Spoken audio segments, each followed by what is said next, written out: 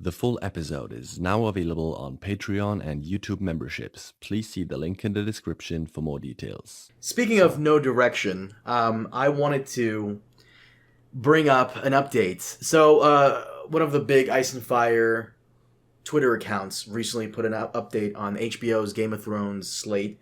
The Game of Thrones cinematic universe, what they're putting out. And here's what we have coming down the pipeline so far. Night of the Seven Kingdoms is coming out in 2026. House of the Dragon Season 3, also 2026. Then we have the Game of Thrones film, whatever that's going to be. The Aegon's Conquest series. We don't know when that's coming down. Wait a minute. I thought. Wait. Oh, the film. Were people saying that the film was going to be a Robert's Rebellion film? I have no idea. I thought the film was going to be Aegon's Conquest film, which would have made a lot of sense. But, the 10,000 Ships, which, oh god, 4 animated series. And an Iron Throne stage play that might be like a Harrenhal thing. So we got a lot of stuff coming down the pipeline. And I retweeted this and I basically said how, and this is something I've come to recently, is that we need a Kevin Feige figure for the A Song of Ice and Fire Thrones cinematic universe. Now, when I say Kevin Feige, the average dead brain idiot is going to go, yeah, but the last 5 years of Marvel film... No. I'm not saying we need Kevin Feige himself. I'm saying we need one person with a vision on getting everything together, because these spinoffs are way out of order, and some are just pointless. Like, how are you going to do a spinoff based off Dornish history when Game of Thrones' Dave and Dan screwed up the whole Dornish storyline? Like, why would normies, who make up the majority of viewers, care about Bad Pussy's ancestor? It's a very fair point. And it's like, the Dornish weren't awesome. Like, I mean, for book fans, the Dornish are awesome, but like for a show person, you're like, well, wait, the Sand Snakes came in, everybody hated them, and then they were killed off because everybody hated them. So like, why would you all of a sudden want to be like, hey, you want to know the backstory to Tyene Sand and her whole people? Well, here's the thing. Like, the counter argument for this would be like, well, no, like, this is people running away from the Valyrian Empire. Okay, fine. You can throw in dragons there. Fair. And there are some fights between them and the Valyrian people. Fair. But here's the thing. We care about the Targaryens. These people are just going to be like generic dragon writing. Who cares, right? With white hair, blonde, who cares? This is the same issue that Star Wars is having right now, with so many spin-offs taking place in random places in the timeline.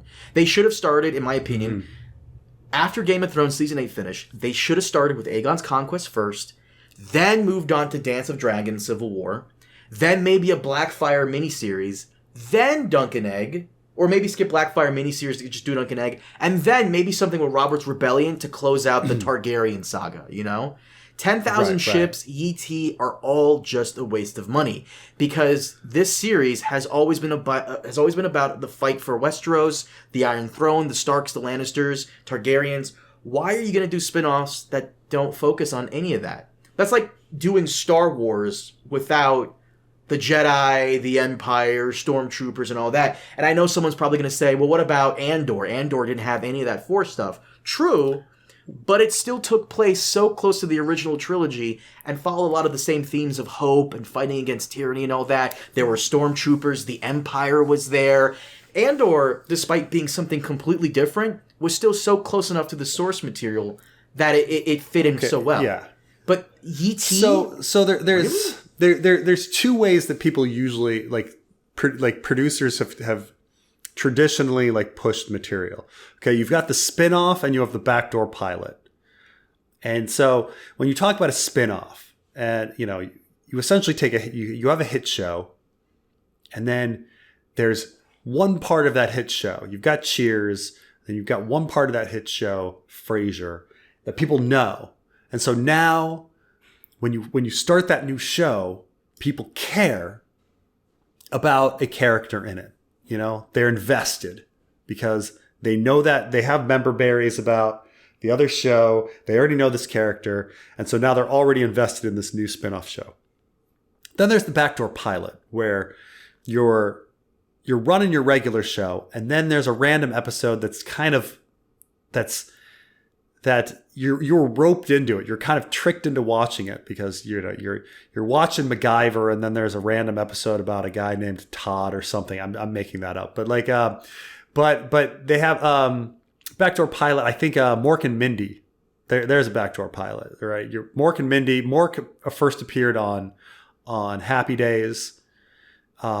He was brought in as this character, and people liked him, and so he got his own show. So I mean, sometimes it's intentional. Sometimes they think about that kind of stuff. Like, hey, we can just throw in this random episode. There's a random episode of Married with Children called Top of the Heap. I was just thinking that. I just saw a Married with Children documentary that came up. Yeah, and like it's Joey from Friends, and he and his dad are this like it's just a whole episode about them, and it has very little to do with Al Bundy, but everybody watched it. I watched it, and to try to push their spinoff show.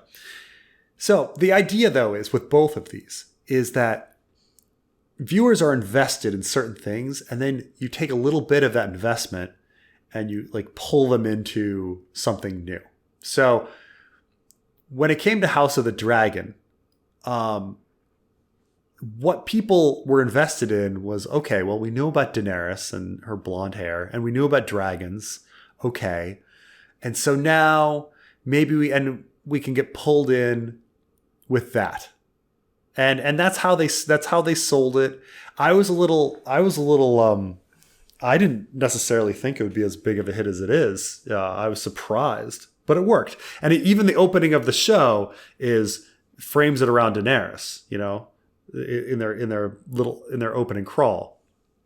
And so that's how people pull things in, right? Oh, dragons and Daenerys, and these are Daenerys' ancestors, and I should care about it. Okay, great.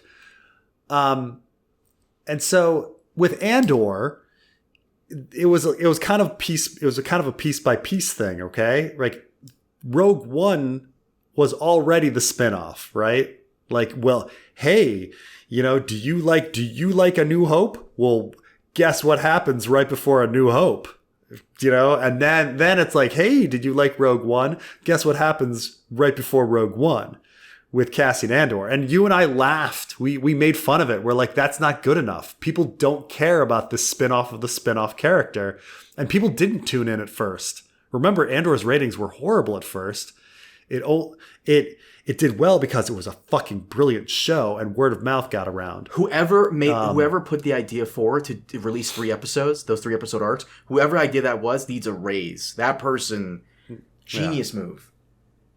So the idea is that you need a little morsel, you need a little taste. People don't like to go in on something cold where I know nothing about this universe. I have no characters to jump in on.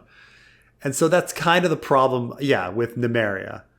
Is yes, there would be dragons attacking them from afar, and the enemies would be Targaryens, but the main characters would be Garren and Nymeria and a bunch of Rhoynish people, a culture that we know nothing about that's loosely related to minor characters in seasons 5 and 6.